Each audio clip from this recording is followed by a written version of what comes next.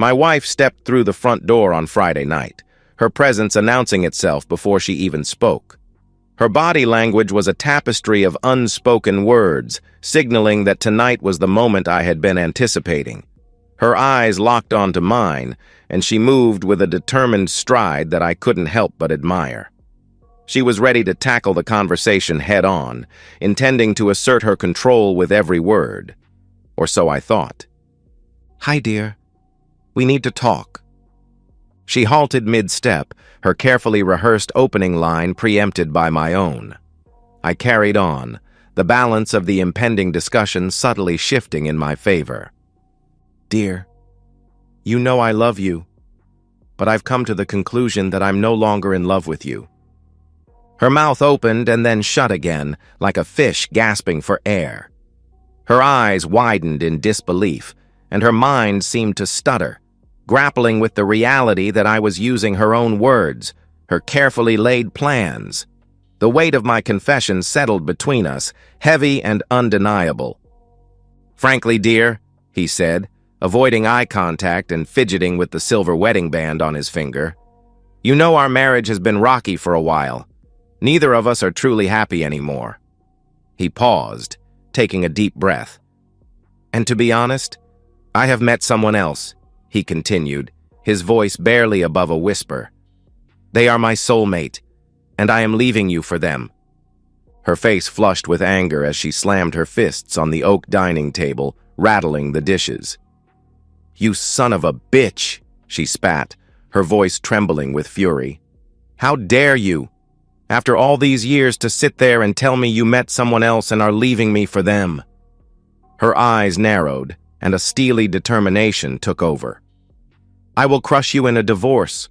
I will take you for everything you've got," she declared, her words sharp as daggers. "When I am done with you, you'll be living in a cardboard box under the interstate."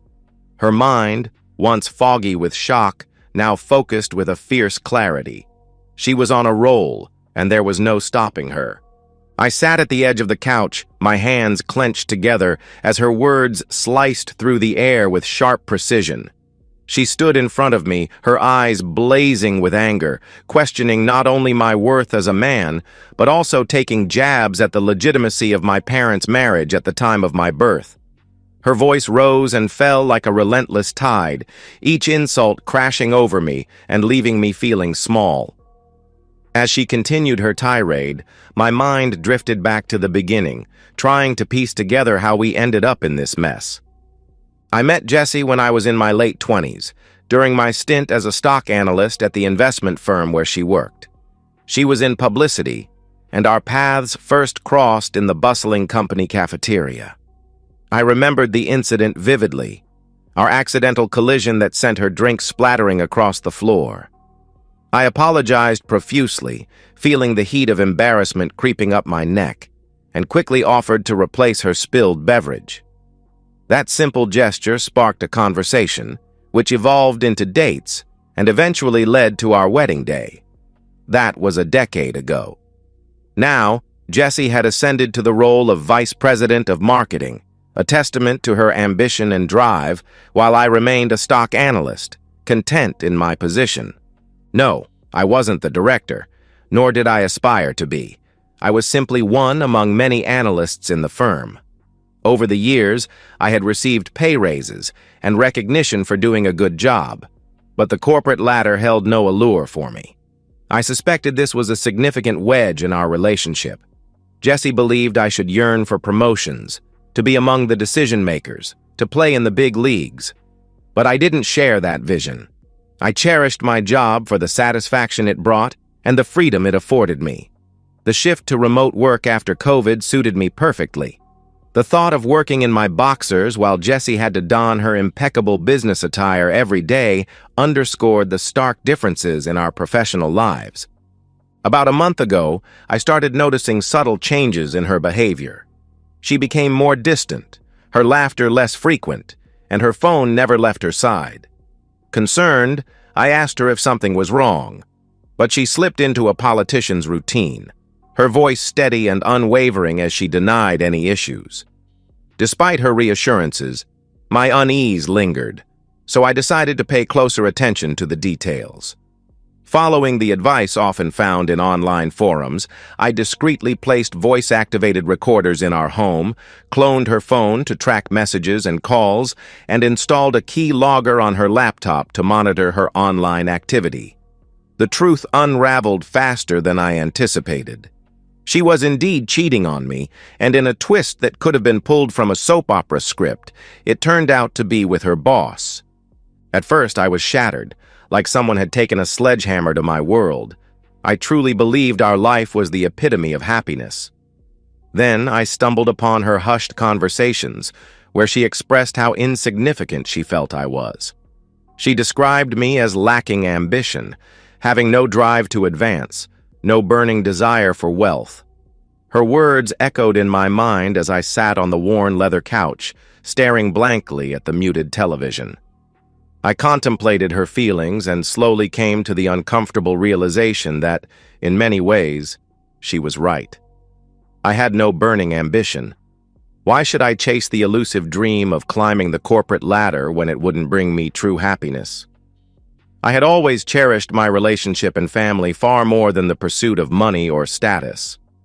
With this newfound clarity, I decided it was time to carve out my own path, one that aligned with my values. I'll confess, I drew inspiration from her strategies when crafting my own plans. My job often required me to travel to our other offices to review various research findings for their advantage. During one such trip to our London office, I decided to take an unexpected detour before heading back. I found myself in a small, discreet Swiss bank, where I meticulously filled out the necessary paperwork to open a new account. With the Swiss account established, I proceeded to set up an online brokerage account linked to it, carefully entering all the required information. Once everything was in place and functioning smoothly, I made my way home, feeling a sense of accomplishment. Now, if I found information on a company through research, that was not insider trading. If I got the information from someone in the company, that was. I did what I was paid to do. I researched. When I found something, I would turn it over to my bosses like a good boy.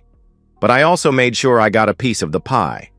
I also paid attention to what my company was trying to push to its customers.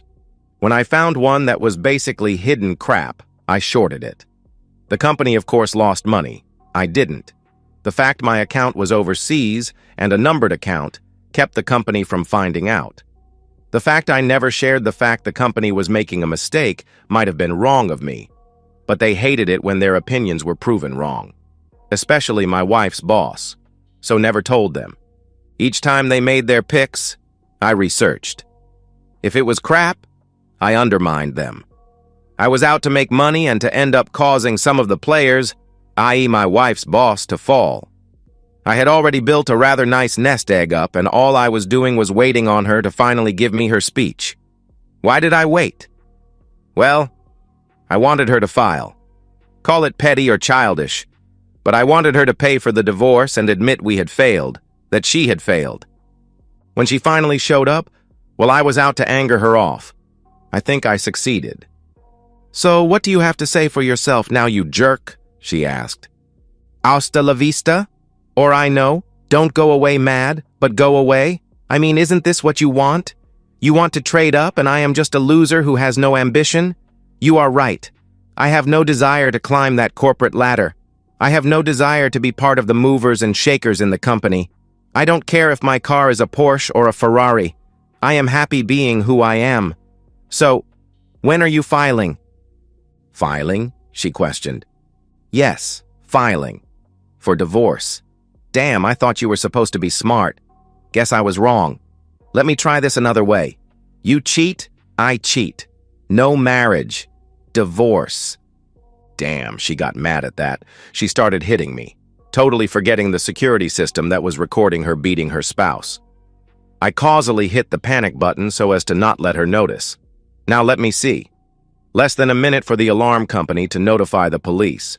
Response time in this neighborhood was 5 to 10 minutes. So I egged her on with little comments. Her anger grew, and she started using whatever she could get her hands on to hit me with. Oh, I was going to pay for this. I used my arms and hand to protect my face. I curled into a ball to protect other parts of my body. But there was no way I would come out of this unharmed.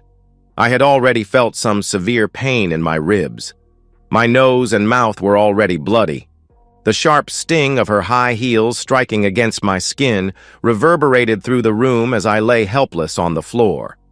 Suddenly, a loud knock echoed from the door, interrupting her assault.